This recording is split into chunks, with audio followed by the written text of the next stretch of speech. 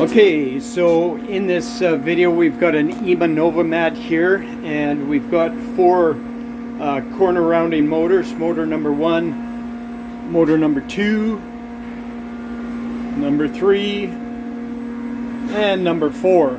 Now what happened is someone fed a 3/4 inch piece of TFL through the machine when it was set to 5/8.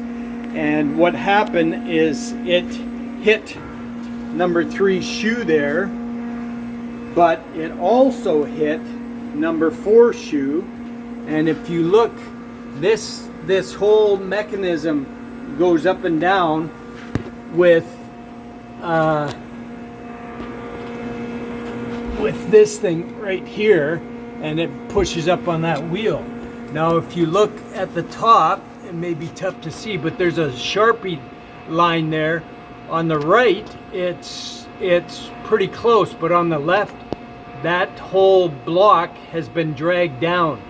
And so what ends up happening is the tailing end of the wood that's put through is getting chipped. And so we raised it up. We put a piece of wood there just to hold that whole mechanism up, and then we're going to loosen the bolts on this block and reposition that while there's no weight on it. We're going to just lower the whole machine down a little bit, and then once that's done, we will reset the motor, and we usually do that by jogging a piece right under it.